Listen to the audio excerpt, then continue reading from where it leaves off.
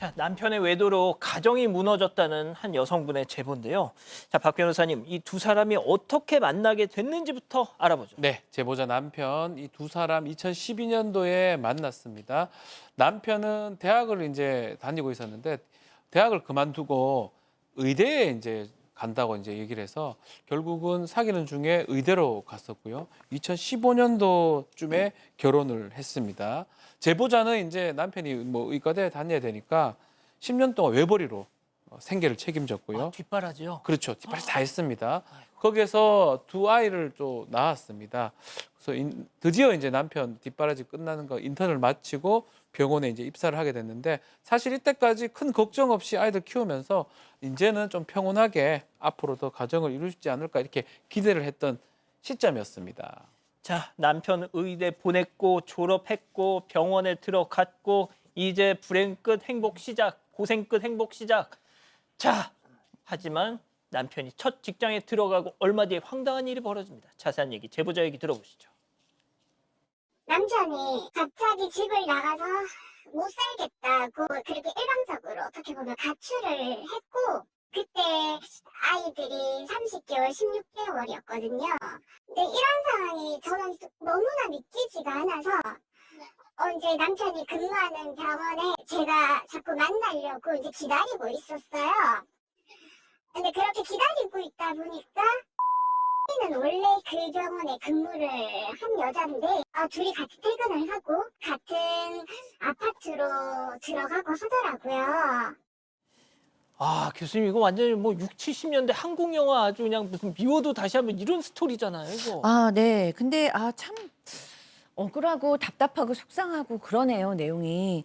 그러니까 일단 제보자에 따르면 남편은 3년 전에 한 병원에서 이제 페이 닥터로 일을 하기 시작했어요. 근데 어느 날 무슨 사소한 일로 말다툼이 생겼습니다. 그러면은 뭐 부부 간의 말다툼은 너무 흔한 거잖아요. 그런데 갑자기 남편이 짐을 싸가지고 집을 나가버린 거예요. 그런데 그때 아이들은 30개월, 16개월 너무 어리고 손이 많이 갈 때잖아요. 그리고 집에를 안 들어오니까 이 제보자께서 남편을 찾으려고 병원 근처에 모텔을 다 돌아다녔어요. 아이고. 그런데도 이제 못 찾았습니다.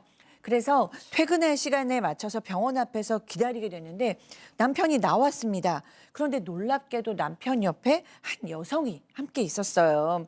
그런데 그 여성하고 이 남편이 차를 타고 어디론가 이동했고 따라가 봤습니다. 그랬더니 아파트 주차장에 차를 세운 후에 둘이 손을 잡고 집으로 올라갔어요. 그리고 또 기다렸다가 다음날 아침에 같이 병원으로 출근하는 것까지 목격을 했습니다. 그러니까 남편은 같은 병원에서 근무하는 여성과 몰래 만나면서 심지어 동거까지 하고 있었어요. 나중에 남편은 미안하다고 빌기는커녕 나를 정말로 사랑해주는 여자를 만났다. 당신과 사니까 숨이 막힌다. 이혼해달라라고 얘기했다고 합니다. 상간소 진행해야죠. 그렇죠. 이제 상간 소송을 결심하고 있었는데, 자, 그러던 중에 이 상간녀와 남편이 그 펜션으로 같이 들어가는 장면을 목격합니다. 그리고 밖에서 기다리다가 두 사람이 옷을 벗은 채로 외부 수영장에 나와서 서로 끌어안는 모습도 본 거예요. 당시 너무 놀라고 좀 충격적이었지만 그래도 이 증거를 확보하기 위해서 손을 벌벌 떨면서 사진을 촬영했다고 합니다. 그 장면을 촬영한 거고요. 또 다음 날 차량 안에서 이 키스하는 장면을 찍어서 소송 증거로 제출을 했습니다. 제보자는 상간소송에서 승소해서 위자료 2천만 원 지급 판결을 받았는데요. 그 후 남편과도 이혼하고 두 아이에 대한 양육권은 또 제보자가 가져온 겁니다. 자, 그런데 이 남편 얼마 가지 않아서 이 상간녀와 만남을 정리했다고 합니다. 자, 이렇게 뭐 사이다 엔딩으로 마무리됐다면은 굳이 뭐 저희한테 제보도 하지 않으셨겠죠. 자, 기막힌 일이 이 다음부터 벌어집니다. 체크포인트 짚어보죠. 국가공인 성범죄자? 자, 이게 무슨 얘기인지 제보자 얘기 이어서 들어보시죠. 그런데 이 여자 도대체 뭔데? 한 가정을 박살내고 난 것도 모자라서 이 여자는 그냥 증거로 제출된 그 자료를 도로저희 형사 고소를 하더라고요.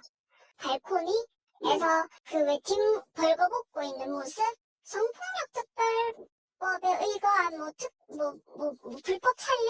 그걸로 형사 고소를 다 걸더라고요. 또 진짜 뒤집어질 일이네요, 진짜. 그렇죠. 상간 소송이 끝난 뒤에 상간녀가 제보자를 성범죄 혐의로 형사 고소를 한 겁니다.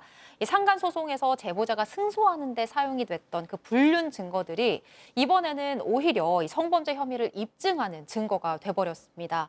재판부는 제보자가 상간녀의 등과 엉덩이 부분을 몰래 촬영한 행위가 성적 욕망을 채우거나 수치심을 줄 수 있다면서 유죄를 인정했고요. 성폭력 범죄의 처벌 등에 관한 특례법 위반 혐의로 벌금 300만 원과 함께 성범죄자 신상정보 등록을 명령했습니다. 또 이와 함께 제보자가 불륜 증거를 확보하기 위해서 상간녀의 아파트 지하 주차장에 들어간 행위를 주거 침입에 해당한다고 봤고요. 또 제보자가 상간녀에게 부모의 거주지를 알고 있다라고 메시지를 보낸 것과 상간녀의 직장에 전화해서 연결을 요구한 행위를 협박에 해당한다고 판단했습니다. 자, 그러면서 각각 벌금 200만 원씩 추가로 선고를 했는데요. 제보자는 불륜 증거로 찍은 사진은 3m 이상 떨어진 거리에서 상간녀의 등을 촬영한 거고 성적 욕망을 충족시키려는 목적도 없었고 또 사진을 유포한 적도 없다고 항변을 했는데 벌금형을 받았다고 억울해했습니다. 상간 피해자가 성범죄자가 돼버렸습니다. 자, 그런데 이 제보자 더 힘들게 한 일이 있었습니다. 얘기 들어보시죠.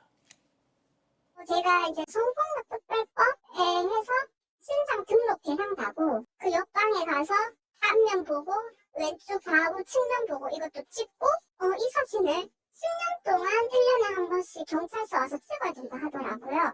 보통 뭐 영화나 뭐 TV 이런 데서 살인 저지르거나 뭐 이런 강력범들 와갖고 이렇게 찍는 건데 좌측 우측 바라보면서 찍고 있는 제가 많이 눈물이 되게 많이 났었어요. 되게 많이 눈물이 났는데 법이 왜 존재하는가에 대해서 묻고 싶더라고요.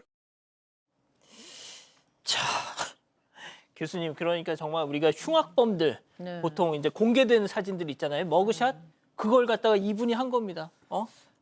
그러니까요. 사실 이 과정마다 사실 지옥이었을 것 같은데 이렇게 벌금형도 내셔야 되고 성범죄자가 되기까지 했는데 이제 너무 충격적인 경험을 한 거죠. 경찰로부터 연락이 왔어요. 신상 등록 대상자니까 머그샷을 찍으러 오라라는 거예요. 그래서 경찰서 갔습니다. 그때는 이제 머그샷 촬영을 한다고 지금 이제 보는 것처럼 저렇게 사진을 찍은 거예요. 사진을 찍는데 정말 눈물이 앞을 가릴 정도로 펑펑 그렇게 쏟아졌다고 합니다. 상간녀는 한 가정을 박살내고도 저렇게 잘 사는데 나는 피해자인데 왜 성범죄자까지 돼서 머그샷까지 찍어야 되나, 도대체 법이 왜 있나 이런 생각이 들었다고 합니다. 도저히 참을 수가 없어서 여기서 살 수도 없으신다는 생각이 들어서 아이들을 데리고 이민을 준비 중인데 또 너무너무 놀라운 얘기를 들은 거예요. 뭐요? 그러니까 6개월 이상 해외에 나가서 거주할 거면 따로 신고도 해야 되고 1년에 한 번씩 와서 이 사진을 또 찍어야 된다는 거예요. 그것도 10년 동안. 박 변호사님, 세상에 죄송합니다. 이놈의 나라 진짜 이 법 하도 기가 막혀서 이민을 가시려고 한다는데 그렇죠. 세상에 저거를 계속 왔다 갔다 하면서 또 사진을 찍어야 된대. 실질을 좀 봐야 되는데 아마 형식적인 부분이 이제 작동했던 것 같아요. 뭐 찍는 부분도 그렇고요. 또 성범죄자가 됐을 때는 또 이 후속 조치들이 사실 있습니다. 10년간 1년에 한 번씩 사진 찍고 막 그런 것들인데 좀 실질적으로 이런 것들을 조금 다툴 수 있으면 참 좋은데 그 부분이 매우 아쉽고요. 더 문제가 있습니다. 그 상간녀 직원이 아주 멀쩡하게 살고 있어요. 2천만 원 민사소송에서 사실 받았는데 그거를 상간녀가 부담을 하고 있지 않는 게 또 충격적입니다. 사실 알고 보니까 남편하고 그 상간녀하고 이전에 각서를 작성한 바가 있는데 어떤요? 그 각서 내용이 좀 충격적입니다. 향후 발생할 수 있는 모든 사건에 또 금전 비용 발생했을 때 땡땡땡 이 남편이 지불한다라고 각서를 요구를 했다고 하고요. 남편이 이것을 도장을 찍거나 했다고 합니다. 그래서 저희가 이 남편한테 이거 진짜 각서 있냐? 이 각서가 뭐 법적으로 효과가 있는지는 좀 애매하긴 한데요. 이렇게 물어보니까 남편이 말하기를 각서는 실제로 존재하는데 좋지 않은 기억이기 때문에 자기가 떠올리기 쉽지 않다라고 얘기를 하고 있는 상황입니다. 결국 지금 이혼은 했고요. 또 성범죄자가 된 상황이 아니겠습니까? 그럼에도 불구하고 이 상간녀는 아무렇지도 않은 듯 잘 살고 있다고 합니다. 아니 박 변호사님, 그러니까 상간녀는 상간소에서 패소를 했지만 네. 그리고 위자료도 물어줬는데 결국 그 돈은 남편이 지불한 것입니다. 그럼 금전적인 타격도 없고. 전혀 없죠. 그러니까 이건 너무나 잘못한 쪽이 누군데 너무 피해를 본 게 아닌가. 그래서 너무 억울해서 제보를 하신 것 같습니다. 여러분과 함께 울고 함께 분노하겠습니다. 지금 사건 반장에 제보하십시오.